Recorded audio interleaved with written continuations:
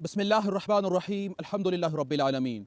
दोस्तों, हम खुला dissolution of marriage on the basis of खुला के डिफिनीशन, प्रोसीजर और एपेक्स कोर्ट की वो वर्डिक जिसमें यह कहा गया है कि हक महर की वापसी जो है वो डिसोल्यूशन ऑफ मैरिज पर कोई असर नहीं करती है अगर अदा ना की जाए, यानी वो सिविल लायबिलिटी है। और ये भी हम डिस्कस कर चुके हैं कि जो हक महर है, जो डाउर है, वो वापस नहीं किया जाएगा बल्कि कंपेंसेट किया जाएगा उन सर्विसेज में जो वाइफ ने दी है, या ये कि वो बेनिफिट्स जो हस्बैंड ने वाइफ से ली है।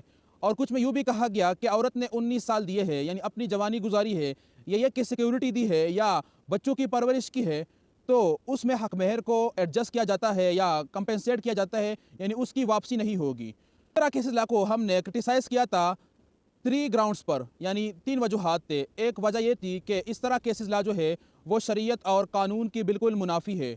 दूसरा ये कि इस तरह केसेस ला जो है वो फैमिली लाइफ को बिजनेस में बदल देगा।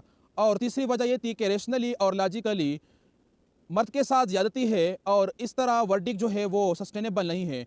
और इस तरह केसेस ला बिल्कुल जो खुला की कंसेप्ट है उसको मसख कर रही है। अब उन केसेस ला को हम डिस्कस करेंगे।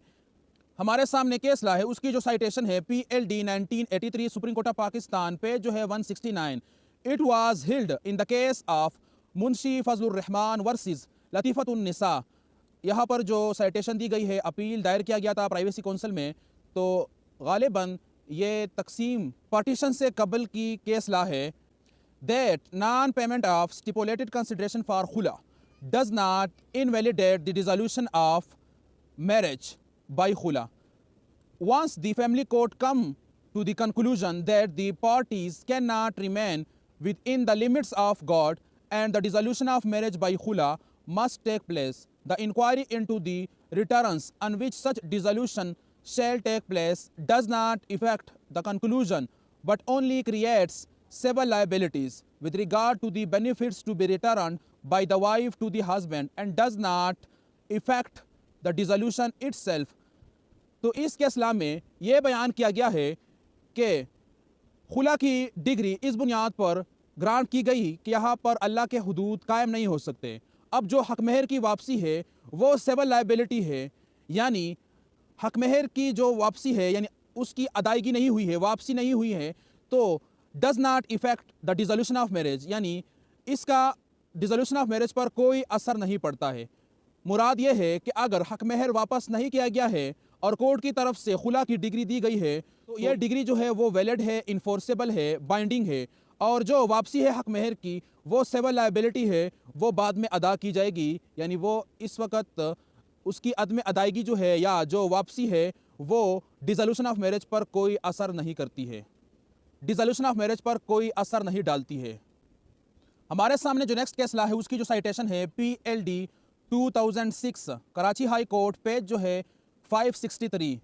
इसका जो पैरा ए है Islamic law, dissolution of marriage on the ground of khula, restitution यानी restoration of dower is not an indispensable condition for grant of khula and non restoration of dower and other benefits will not have any effect upon the validity of the degree.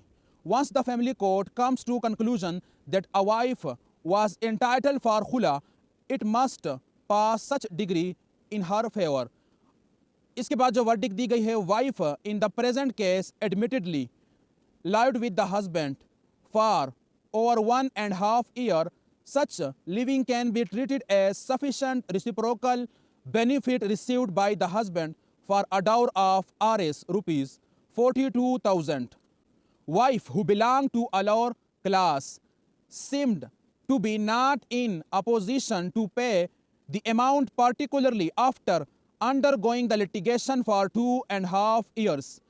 Family court, taking into consideration the overall facts of the case, had rightly considered proper to dissolve the marriage by way of khula without considering restoration of dower.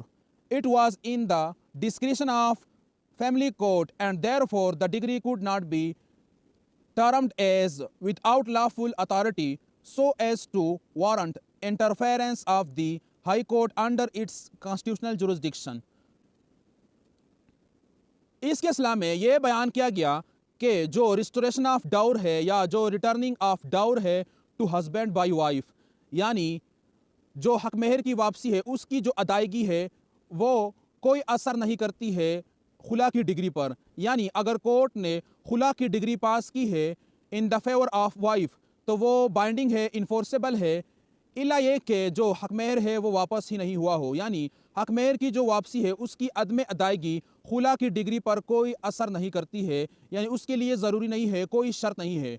और इसमें यह भी बयान किया गया कि wife ने husband के साथ 1 या 1.5 साल गुजारे हैं और इस अरसे में हस्बैंड ने उससे बेनिफिट्स लिए हैं, तो इस बेनिफिट्स के रिसिप्रोकल में यानी बदले में औरत का जो हक महर है, जो हक महर की वापसी है वो कंपेंसेट की जाती है, एडजस्ट की जाती है।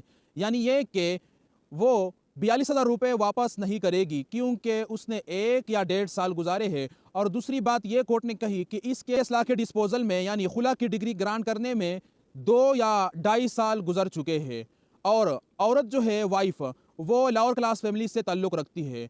तो इन हालात को मद्देनज़र रखते हुए जो डाउर है उसको वापस नहीं किया जाएगा और इसी वर्डिक को भी हाई कोर्ट ने मेंटेन रखा और उसमें कोई इंटरफेरेंस नहीं की और कहा कि हक महर की जो वापसी है वो डिस्क्रिशनरी है। कोर्ट अगर समझे कि यहाँ पर हक महर वापस करना ज़रूरी है तो तब वापस किया जाएगा, और अगर डिग्री में भी कहा जाए कि हक महर वापस होगा और उसकी वापसी नहीं हुई है तो जो अदम अदायगी है यानी जो हेर वापसी है वो खुला की डिग्री पर कोई असर नहीं करती है, do not effect the dissolution of marriage.